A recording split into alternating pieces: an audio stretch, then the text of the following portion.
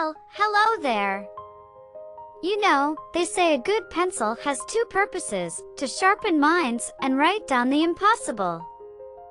And me?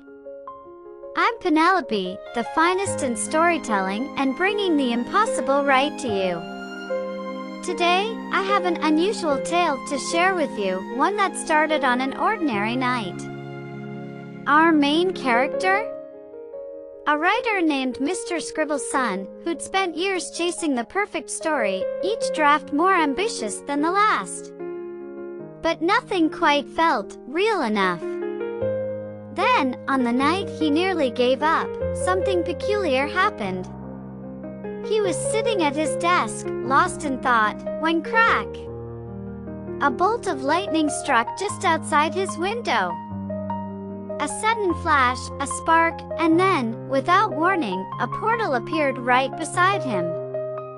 In an instant, Mr. Scribble's son felt himself pulled toward it, sucked through a swirling vortex that carried him to a place he'd only dreamt of, the land of Scribble Wobble.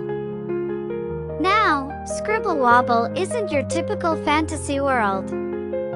Imagine a place where the sky shimmers like wet ink on paper, and stars hang low enough to pluck and place in your pocket.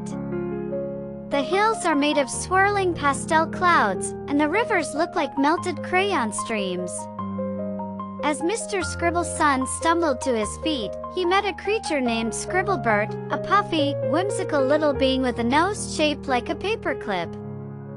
Scribblebert spoke only in rhyme, peculiar, indeed, but he welcomed Mr. Scribble's son warmly. Welcome, friend, to the land of ink, where words come true with just a blink. Each phrase you write, each dream you've spun, in Scribble Wobble, it's come undone. Scribblebert handed him a quill and invited him to try writing something in the magical ink pool that shimmered nearby. Mr. Scribble's son dipped his quill, touched it to the paper, and wrote, "The sky is alive." To his amazement, the very sky above began swirling, forming shapes, colors, and visions he couldn't have dreamed up if he'd tried. But here's where things got really strange. He wrote the word jester, and in a puff of smoke, a tap-dancing jester appeared. With every move, the jester seemed to speak in riddles that made no sense and perfect sense all at once. Now, at this point, Mr. Scribble's son could have simply enjoyed the world he'd created, but he felt compelled to keep writing, going deeper and deeper. And then, he made his first mistake. With one careless flick of the quill, he wrote shadow. And from that single word, a creature of inky darkness appeared, tall and silent, like a walking midnight. It lurked at the edge of his creations, haunting them, as if waiting for him to miswrite another word so it could grow stronger. Panicked, Mr. Scribble's son tried to rewrite it, but the shadow only became larger. Desperate, he turned to Scribblebert, who merely shook his head and said, "The shadows you write, you cannot erase. They follow you here, leaving no trace. But rewrite the world, as best you can, and face the shadows, word by hand." So he did. He rewrote the story, filling the world with light, joy, and laughter, drowning the shadow in the brightness of his imagination. And, just as suddenly as it had come, the shadow faded away.